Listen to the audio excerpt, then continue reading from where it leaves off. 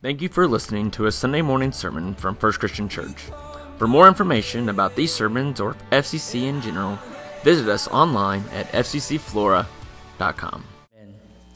As we start today, it's a new series. As you can probably guess, it's almost that time. It's almost Easter, right? Easter Sunday's coming, right? It's coming. I don't know how many of you really enjoy Easter Sunday. I do. I love it. Thank you, Phil. Thank you. It's a day we get to celebrate. It's new life. It's free. It's new birth, right? We get to celebrate this, so we have our series today, and it's the road, right? We looked at this word here not too long back in January as we started our Ember series, when we thought about this idea that as the Magi, they left, right? And they used that they left a different way. So this hodos, this path, this road, the road traveled is what we're looking at here. And so today we begin to look at the story of just as he prepared himself to go to the cross, the road that he would travel and that route to get there. The journey of Jesus in those final days and those moments as we share. And so today we're going to be looking at Palm Sunday, that kind of opening part as he enters into the city, as he traveled down that road. Now, what we understand here, and the idea about roads is we all have them all around us, right? There are kind of some famous ones. There's some normal ones. We have kind of a figurative and literal, right? Let's think about it this way. This morning, you got here by a road, right? Whether you crossed the road, you came down the road, whatever. We traveled down the road. Now, we think sometimes there's also kind of figurative. You're like, I'm on a road right now. I'm on my path. I'm on my journey. It's my career path, right? That we're trying to figure this out. This is the road that I'm on. Now, we have famous ones for movies and popular ones that it's very common. We can identify them. Now, your road might be a little different than mine, but you can relate, most of you in this room. And that was when you were 16 and you got on the road for the first time. Scary, right? And some of you have parents who are about how ready to have kids on that same road, and now you're even more scared, right? All right, maybe not. Okay. Then you have those moments. You might think about the time that you rode up to get married, right? And you're like, it's an interesting day. Or you have the day that you rode home with your children from the hospital for the first time, and you're like, drive slow, look around, are they still in there? Kind of that cautionary tale, that road, we all have them. We all have a journey that we're on. And here we begin to see that we have a spiritual road that we're on as well. That Jesus began to lead the way for us, for our lives. Now when we think about as we travel down this road, as we call life, and even just the main roads that we're on, we begin to evaluate and understand that while there's roads, and we see that we kind of are navigational beacons, right? Stay between the lines kind of thing. We understand that as we go through this process and this journey, that there's a lot of things around us that can distract us along the way. Now, we understand the idea of a road, that it's to get us to our destination. Now, we see in our story today that Jesus was on a road that was going to lead him to the end, to his destination, so that we ourselves, our destinations would be defined and declared. But along the way, just like the way that we drive, there's distractions, right? I find it interesting that as you go through town, there's always kind of that one spot where every car just goes around, right? Up by the tracks, up there, right? Past the post office, where you go around, it's like everyone goes around that same little hole in the road, right? And then they pause and go over the track. You know what I'm talking about? Kind of going toward the school. Yeah. And you laugh because you're like, what are they doing? And it's like every car in a line just keeps going to avoid the distraction, to avoid the hole, right? Or when it's go out and you're driving at night and it's warm, you're like, oh, watch for animals, watch for deer. There could be running out. That could be a distraction. We have a lot of distractions inside the car. We have a radio. You have a phone. You have children yelling. And you're like, what do you want? And you're not looking the right way. So when you think about going down the road of life, and the road literally, you could be distracted along the way. And we have to be cautious and careful about how we navigate to understand that we don't allow those things to really pull us off course. Because the distraction can really take you in a totally different direction. Kind of like a detour you get and you're like, I got a plan, I'm going where I need to go. And then it's like, oh man, now I got to reset my course and I got to go around, and it kind of slows us down. And that's kind of where we see ourselves today. And Jesus in his journey, as he's going down this road, as he's going and set his course, kind of gets distracted. And while he doesn't take the luring of the distraction is all around him. And that's what we need to be aware of ourselves in the way that we live. And so we celebrate in this Easter season the destination of life and the work that Jesus saw on the cross and what he was giving to us, and while that we no longer have to be fear of death. Because even though Jesus went to the cross, he didn't stay in the grave. In the same way for you and I, that our life doesn't end when we go to the grave, that we have an eternity. And we celebrate that together in this season. And it's something powerful that we can understand. And so as Jesus is going through this process, he's going down that road in those final days, understanding about what's going to take place in his life.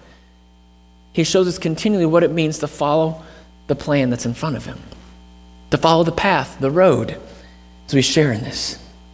And so here we begin to see the distraction that Jesus comes into town. And if you're familiar with the story of Matthew 21, if you want to turn there, we're going to be there just shortly. But to kind of set the scene, it's the distraction of the crowd, the applause, the noise, right? As Jesus begins to enter into the town, they begin to cheer and to scream and to shout. And let's be honest, applause isn't a bad thing. If I was to have you stand up and we'll cheer for you, you're like, yes, right? We do this at CLY. It's called Cheer for This Kid Day, right? Like everyone's a hero on this day. And it makes them feel awesome. And so applause and cheering is an amazing thing. It can really motivate you and it can encourage you. But the problem is so often we can fall in love with the applause. We begin to perform to get more applause. Look at me, look what I did. And it's kind of like when you have like a newborn and you're like, oh good, you did it, yay, and you're like, yeah, let's keep going. See, we kind of play into the mindset that we fall in love with the applause. We fall in love with the crowd. And so as Jesus is coming into town this day, the crowd begins to gather. They begin to cheer. The roar is happening. And it had been so tempting for him just to fall in love with the crowd, to fall in love with what they have designed for him. Because there's the thing. Crowds aren't bad things. They motivate and they encourage. They can guide us. We see in sporting events all the time that whoever team has the biggest crowd has the biggest advantage. Even in neutral sites, you always hear announcers say, well, their fans really traveled well tonight. See, we understand that those cheers can be great, but they also keep us from our course. They can be a distraction, a detour, encouraging us to go a different way, and a different path. And it's important for us to understand what that looks like. I remember in high school, I didn't run cross country all 4 years. I only ran 1 year. I ended up breaking my leg after my freshman year. I used to be a sprinter, and then I got switched to be a distance runner. And so I decided to run cross country into my senior year after I had recovered. And I remember going down to this course, and normally we would go out, and it was down in Chester where we never really ran a lot, but it was behind my grandma's house, and so I've been there before. And I remember going out into the team, and they were like, there's going to be people along the way to help you guide the course because it's hard to navigate. And we had one runner, he was super fast, and he took off, and as he's running the course, he's already had a lead, he was already ahead, and he gets there, and there's that kind of that first switch station there, and they're yelling, and they're like, keep going, you got it, no one's around you. So he did just that. He kept going, he kept pushing, not realizing that he missed the turn for the 3-mile course, and he ran the 5-mile course. And so the problem is, even though he had already distanced himself from the crowd, from the cheers, they stuck with him. And now as he's going, he's cheering himself on. No one's catching me. I've got a huge lead. No one's around me. And then as he finishes the race and realizes he's last, because he went the wrong way. See, cheers aren't always bad, but they often pull us off course from where we're actually supposed to be. And the crowd around us, the voice that you allow to speak into your mind and to speak into your heart, because that's what takes place here for Jesus. He's coming into town, and they begin to cheer and to shout. It's because they had an expectation of who Jesus was and what he was going to do and how he was going to save them their way. In the same way, when the crowd speaks to you and you hear the voice of all those around you, this is what you have to be popular. This is what you have to be in the group. We all have those voices all around us that are trying to pull us off course, that are off the road that God has planted you on, because we desire what the crowd has to say. And if we're going to walk faithfully after Christ, we can't continue to listen to the crowd, but follow the source. And so here Jesus is as he prepares to come in this day. As he prepared to enter Jerusalem on that last first day of the week of Passover, as he's coming into this place in this moment. This wasn't the first time Jesus had been surrounded by crowds. This wasn't the first time that people had gathered to watch and to see what he was going to do. But on this day, he understood that at this time, in this moment, they began to cry out because they knew what they desired. That the voices began to pull and to stretch and to make him question, what are we doing here? And he had to stay true to the path that he was on. See, people all around you just wanted him to use his abilities and his talents. Let's open up a business. Let's make this a profit. You heal people, we'll charge them, right? You can offer them true blessings.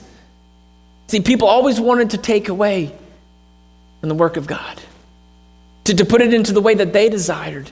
And so here's he enters in this crowd. They're expecting him to come in this mighty, powerful way of what they could accomplish. And as they pull him back, they're like, slow down, Jesus. Our culture, we often say, let's settle for mediocrity. Let's settle for less. And so here we find him in these moments when the crowd begins and could define him, in the same way that we find ourselves in our life when the crowd could define who we are. I know you're going to find this as a shock, but recently we've watched a lot of basketball in our house, right? But the problem is we begin to watch games. There's been some really good games, except for my bracket's completely busted. But there's been some good games, so we'll give credit for that. But what I've discovered is as we go through this process, there's been some really close games. And we were talking with Luke recently, a couple weeks ago, as we were watching some of these games, and we keep reiterating that the more as he falls in love with the game, that there's going to be those moments and seasons of life that maybe you're in a game and it's a big game and there's the final moments and your team's on the line. What are you going to do? And we began to talk with them, and we said, look right now, son, watch the TV. There's two teams and they're tied. Usually at this point in the final minutes, one team kind of crumbles and begins to shake, and one remains calm and confident.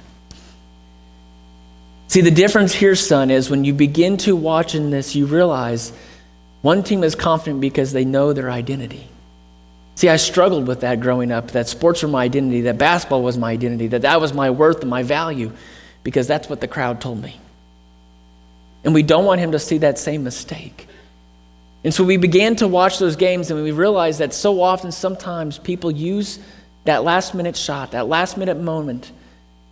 Hopefully that will define their lives. When they begin to shake and they falter, they stumble. But those who are secure in their identity, to understand who God's called them to be, are able to stand strong. And it's a reminder for you and I to understand that you've already been spoken for in the kingdom of God. That you've already been claimed.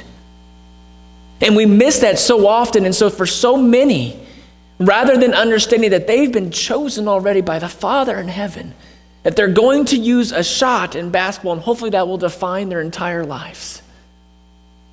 Things like that are short-lived. But being chosen by the Father is forever. And it's understanding that who we belong to. And there's nothing wrong with using your talents to declare the glory and declaration of who you belong to, of who your identity is in. But we cannot be in pursuit of that shots, that games, careers are going to be identifying factor and bring worth and value. And so as we see here in these final moments, that as Jesus is entering into Jerusalem, the crowds begin to trying to declare of who he is in the same way that we have those same voices all around us trying to describe of who we are and what we should be and how we should live, rather than who God calls us to be. That we're all on a path in pursuit of eternity to share this together. So we see that Jesus, he's following in this way, that he's following in this moment that the crowd is calling out, and they're trying to change what isn't within God's plan. Trying to have him accomplish something else. So often we listen to the crowd that's the loudest, or the voice that we hear the most often. We don't want to be distracted where God's leading us. Jesus spent 3 years of his life in ministry, teaching and preaching. He spent 33 years of his life there to bring the kingdom of God. He frees us from the fear of death so that we will truly live, to be able to live freely on this path that he calls us to. And so we find Jesus on this famous road, headed to Jerusalem, a week before Easter. He started his journey traveling from Capernaum by the Sea of Galilee. They traveled through the Jordan Valley on the way to Jericho, and as they traveled, they continued on. They found themselves upon the Judean desert here, and they find themselves upon the Mount of Olives. We see in Matthew 21, verse 1, through 3, it says, as they approached Jerusalem, they came to Bethphage. On the Mount of Olives, Jesus sent 2 disciples, saying to them, go to the village ahead of you, and once you will find the donkey tied there, with her colt by her. You untie them and bring them to me. If anyone says anything to you, say that the Lord needs them, and he will send them right away. Now, most would go into this time of season to celebrate the Passover. They would go to relax, to celebrate, to enjoy, to kind of discover a nuance about themselves, a new identity, a new purpose. Give me this season, Lord. Speak to me. Show me where you want me to go and what you want me to do. And yet in this moment here, as he's entered in, he knows that the path that he's on will change everything. So he sends the disciples, he sends them into town, and as another gospel says that you'll notice that there'll be a man gathering water there, and there'll be the donkey. And which is completely uncommon for this time. That normally the females would go and they would collect the water. And so he's very specific about where they're going to go and what they're going to find and what they're going to see and where the donkey will be. That's where I want you to go. See, it's amazing the authority of Jesus, even though he wasn't there in person, even though he sent them ahead to go and get this donkey, all he says is, just tell them that I need it. And they'll allow it to happen. And yet we think about the authority of God in these final days as the crowd turns on him later. That in this moment they recognize his superiorness. See, if I ask you to go uptown and say, hey, I need you to give me that truck and bring it up here, just tell them Lauren needs it. They'll give it to you. I mean, we can try it later, but I don't think it's going to work. And so here we begin to see the authority of Jesus begin to unfold. As we've noticed, as it continues on in verse 5, say to the daughter of Zion, see, your king comes to you, gentle and riding on a donkey, and on a colt, the foal of a donkey. The symbolic nature of this very moment here is growing as Jesus begins to take a new identity on in this path that he's on the road. That here he becomes the sacrificial lamb. That Jesus becomes the sacrificial lamb at Passover, riding into town as the Lord of our lives. He's taken on a new identity in his presence as he comes into this place. Verse 6 says, the disciples went and did as Jesus had instructed them. They brought the donkey and the colt and placed their cloaks on them for Jesus to sit on. From the Mount Olives down the Kidron Valley and through the sheep gate of the city of Jerusalem is the way he entered. And many would travel that same road just as Jesus has. And many did just before. But for so many, as they would come down and they would present themselves in the presence of Jerusalem, as they'd come into the city presence, as they'd wander around, they would bypass the sheep gate, and they would head into the main entrance of the temple. The sheep gate was over here on the side. It was a lower gate. It was a place where they were allowed to bring in the sacrificed animals to be sacrificed. And they would store them in there, and so they had this little place over here. And it's by no coincidence that our Lord and Savior, who becomes the sacrificial lamb at Passover, would enter Jerusalem through the sheep gate. And yet, as he's presented along the way, he knows the plan, he knows the path, he knows where he's called to go and what he's supposed to do, just like you and I. But this is when the crowd begins to roar. This is when the crowd begins to pick up a noise and they begin to scream and shout. Verse 8, it says, a very large crowd spread their cloaks on the ground, and while others cut branches from the trees and they spread them on the ground, on the road, the crowds that went ahead of them, those that followed, shouted, Hosanna to the Son of David. Blessed is he comes in the name of the Lord. Hosanna in the highest heaven. When Jesus entered Jerusalem, the whole city was stirred and asked, who is this? The crowds answered, this is Jesus, the prophet from Nazareth in Galilee. They are full of excitement. They're full of anticipation that this was the Son of David, the prophet that was there. And they noted the power and authority by the way they treated him, that they gave him the nobility treatment, that those who were kings, those who were of power and of presence, they went through this process where they laid down their cloaks, they would lay down the branches. They recognized who he was. They recognized of what he was worth, but yet, at the same time, they didn't get it. In Luke chapter 19, verse 41, it says, as he approached Jerusalem and saw the city, he wept over it. See, Jesus understood the value of him coming down that road. He understood the beauty of Jerusalem. He understood the magnificence of the temple and the might, but he also understood that it was soon to be destroyed and it was going to be in disarray because they didn't get it. This is the place, the center of God's blessing, and they didn't get it. And so while the crowds were screaming and shouting, while they were roaring that he is Hosanna, that he is the king, they wanted an earthly king, not a heavenly king. And then the crowds were tempting because they thought that he was coming to save the day, that he was going to wipe out Rome, he was going to free them from their oppression, no longer be under the bondage of the circumstances that they were in. And as they continued to cry out that he would be this kind of God, that he'd be this kind of Savior, that he would be this kind of Lord in their lives, he had to go against the crowd. As they were specifically telling them exactly who he's supposed to be and what he's supposed to do and and what he's supposed to accomplish. It's our lives. That every time we walk down that road to seek in pursuit of God, the crowd is pulling us aside of who we're supposed to be and what we're supposed to do and what we're going to accomplish. And they longed for this Lord, but not in the way that he was coming. They longed for him to come and to free them from their suffering. See, the crowd wanted Jesus to do something good. The crowd wanted him to come in to help free them, to help release them. It wasn't a bad thing. But we often see so often the crowd can often encourage us to do good, but we often miss out on the great. Don't be distracted by just the good things, but the great things of God's purpose that he has for you and I. So we see in our culture, they offer us a lot of good things, but we miss out on often the great things. So we don't want to avoid the simple things in our obedience and our call to follow. See, the wisdom of the crowd can get us off track for what God has for us. So often the crowd reminds us of what they desire and what we should be, but rather what God is calling us to be.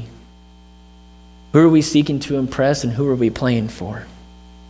Yourself, your family, your coworkers.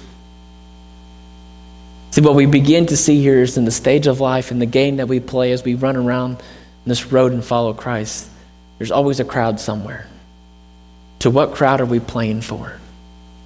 The crowd of the many voices or the crowd of one?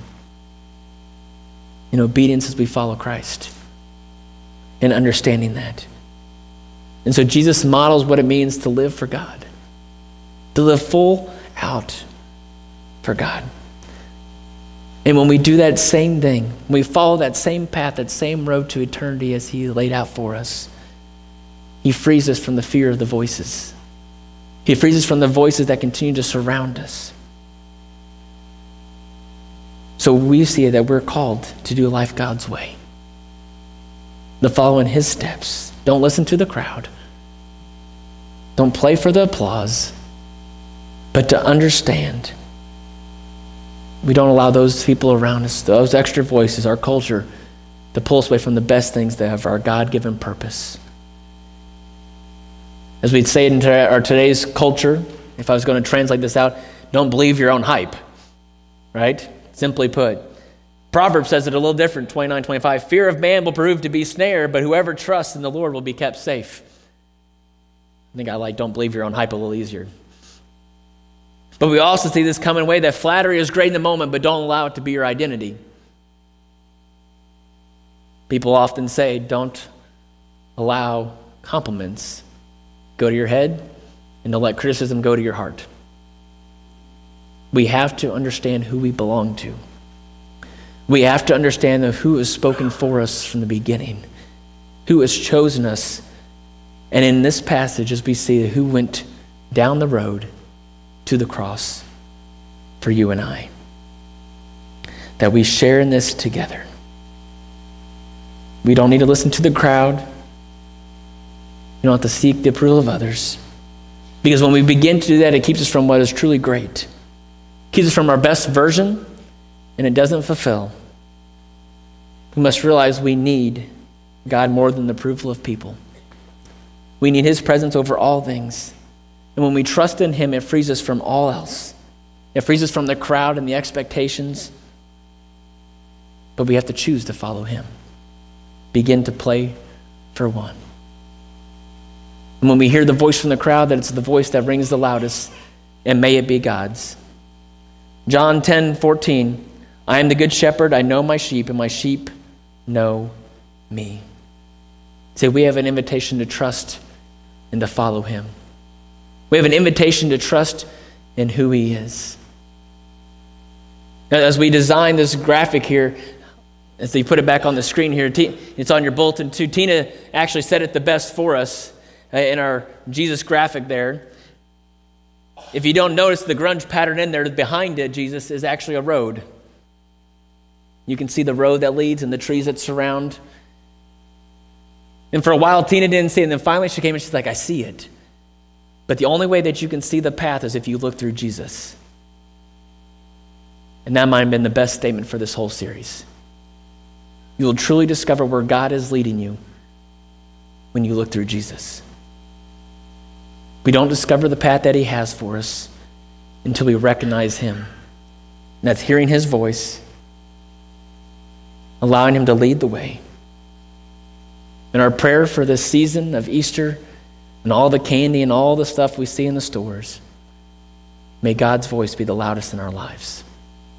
May we follow him as we seek to play for an audience of one.